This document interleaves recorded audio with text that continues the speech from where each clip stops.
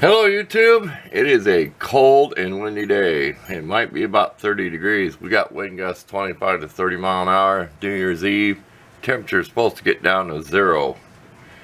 And there is a chance of snow. I don't know what the percentage is. This is my Mtech 096. I hope I'm right. I'll look it up and put it in the description before I post the video. I'm sure that's the number. It has an 8-inch blade. You can see it does reach. The tip's kind of messed up. I kept putting in my work sharpener, which rounds the tip off, and I had it all messed up. I'd put it in there at 25 degrees because you couldn't fit it down in a chef knife spot with 20 degrees. Okay, what I did is I set this so this was level to the machine, which I guess was about 20 degrees. I'd mentioned in another video, okay? So then when I put the knife blade in, it jacked this up, which is going to make this thinner because you're dropping this side, okay? Which is going to make this thinner. And I know it might be hard to explain, but if you're doing it and practice it, you'll know what I mean. This is the knife where I took the coating off. I used sanding disc. I don't know if you can see that pebbly finish, like right in here.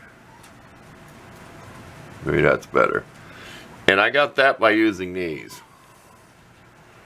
Harbor Freight. There is a Menards big box store. I don't like their pads. They're real thin. The backing is real thin on them.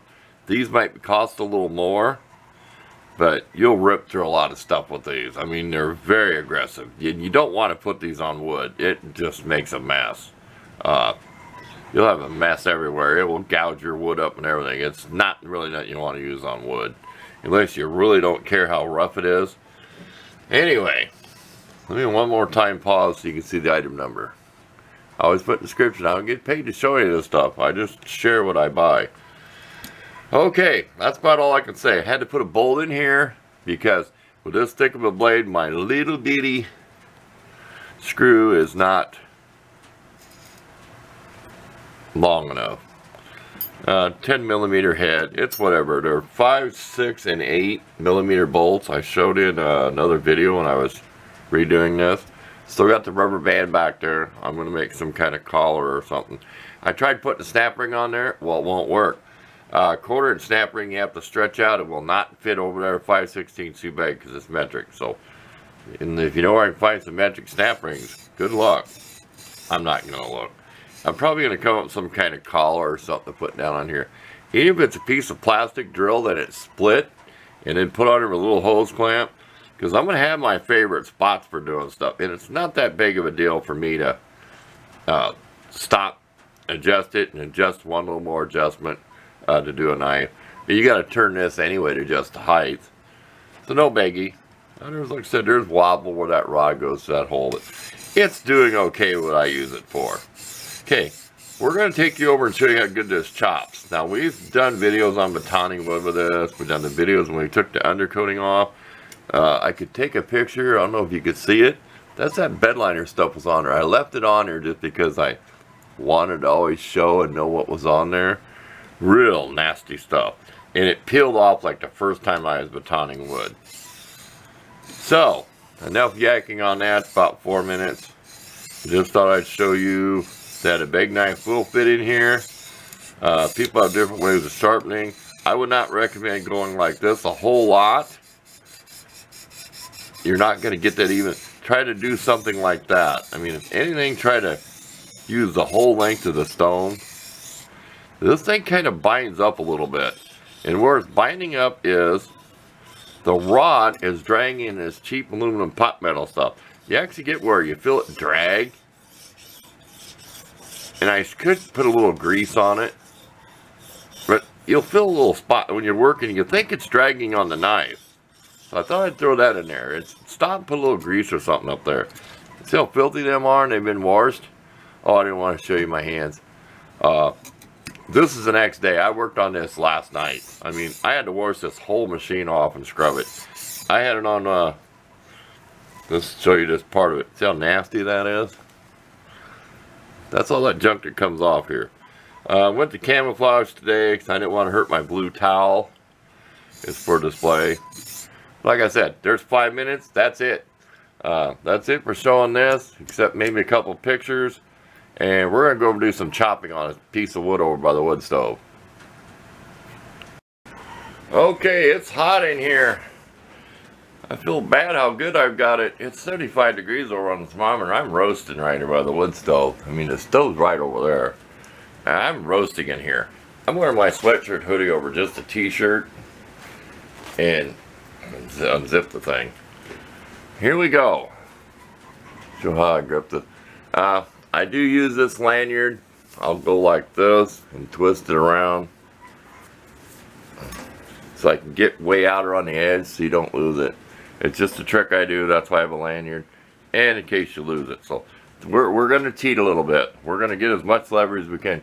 That way it can't fly out of your hand. Okay, you ready? We're going to stick it right in there.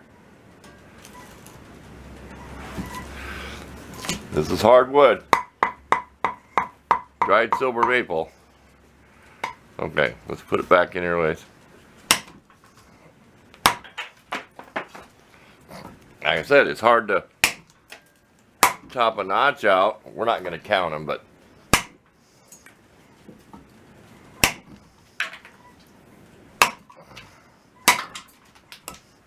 you could not do this before I sharpen it, because I tried it. So I already burnt a piece of wood, but no, you couldn't do this when I thought I had an edge on it before.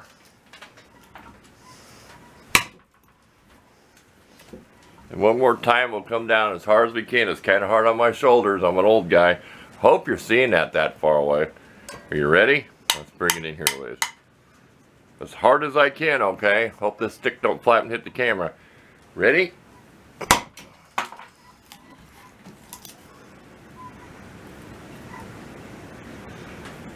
That's pretty impressive. I mean, I can't get it out of there. I have to reach over here and grab a piece of wood to get it out of there. Okay, we'll give you a close-up before we go of what the edge looks like.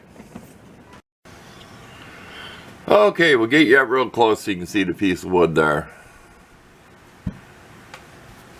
And we'll see, we'll take my glass off so I can look through the viewfinder better. We was hitting about out in here. You actually can see the marks of the blade.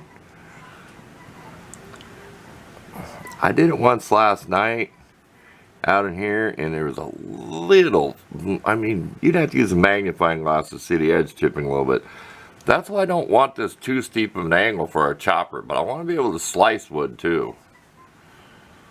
So, get you a few different angles before we go.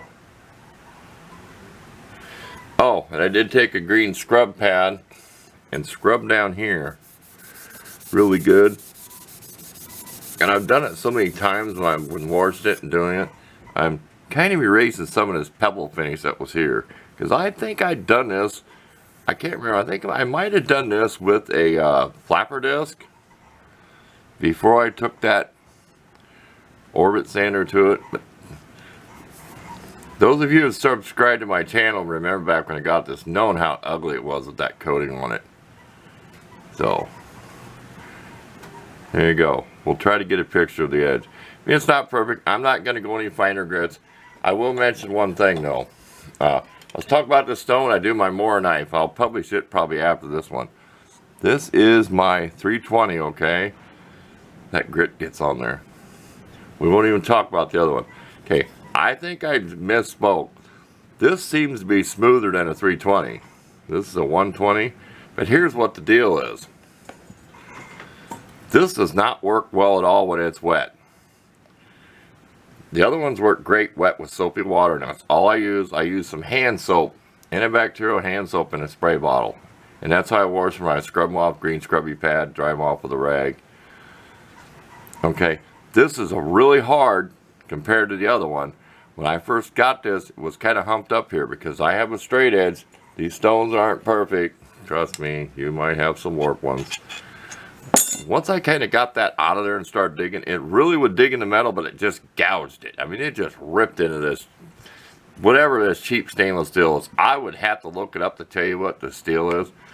But it did not sharpen worth you know what. It just kept gouging and gouging. It was just so hard. It didn't do any work. But if you really bared down on it, it did. I did use it to kind of reshape the edge because they call it reprofiling. So that answers that. If I misspoke in another video what I thought of it. It will, once it's wet, it just slides right across the steel. That's why I thought it was smoother than the other one. Well, it's harder, and once you get it wet, it does not work like these do. Okay, one real quick before we go. We're going to spray some soapy water on it. We'll get over here and we'll show you how easy it is to wash these off. That's why I'm not going to use oil.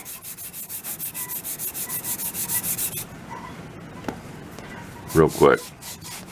That's how easy it is to clean these. Don't use them micro cloths like this. That stuff will snag. Don't use that on there. Okay, there we go. Thanks for watching this episode.